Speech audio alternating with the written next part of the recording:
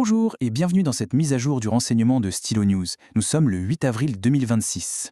Ce bulletin d'information vous est proposé par ProWave AI, les créateurs de Stylo News.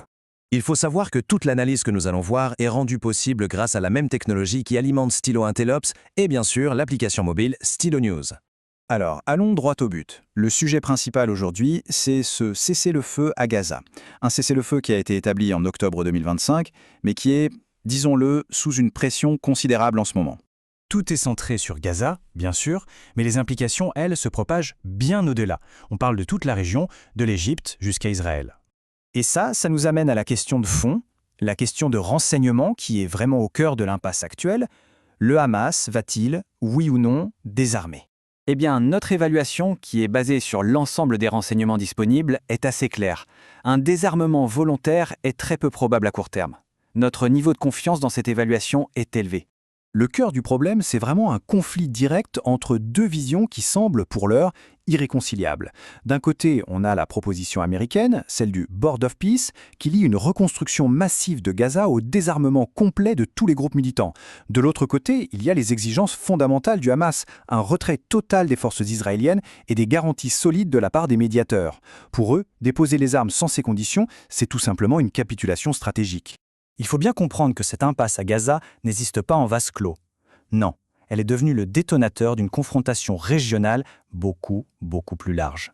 Prenons le Liban. Le Hezbollah, qui est aligné sur l'Iran, a clairement intensifié ses attaques. En réponse, l'armée israélienne a non seulement répliqué, mais a aussi approuvé des plans pour intensifier ses opérations, ce qui a provoqué une crise humanitaire assez grave. Pendant ce temps, du côté du Yémen, les forces houthistes continuent leurs tirs de projectiles en direction d'Israël. Elles menacent même de perturber le transport maritime mondial en ciblant des points de passage stratégiques. Et puis il y a l'Irak, où les milices pro-iraniennes sont près nos intérêts américains. Tout ça nous montre bien comment Gaza est devenu un point de cristallisation dans cette opposition plus large entre l'Iran et l'Occident. Cette escalade, qui se déroule sur plusieurs fronts, a évidemment des impacts très concrets sur le terrain, et elle met en jeu plusieurs décideurs internationaux clés. Il faut le dire, la menace pour les ambassades et les forces occidentales dans toute la région est actuellement évaluée comme étant élevée et elle est en augmentation. Des avertissements très spécifiques ont d'ailleurs été émis, notamment pour le personnel en Irak et au Liban.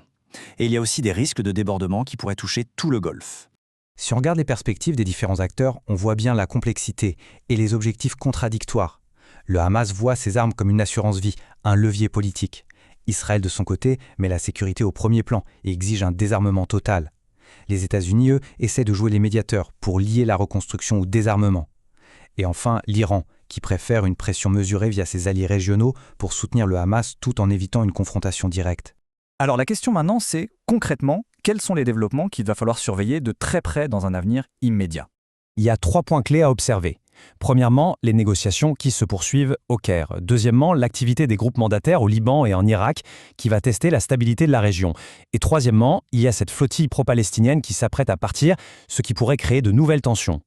Bien sûr, pour une analyse beaucoup plus détaillée de chacun de ces points, l'analyse complète est disponible dans notre format plus long, le bulletin de renseignement de Stylo News. Merci d'avoir suivi ce bulletin. Pour des actualités à la demande, alimentées par l'intelligence artificielle, rendez-vous sur stylonews.com.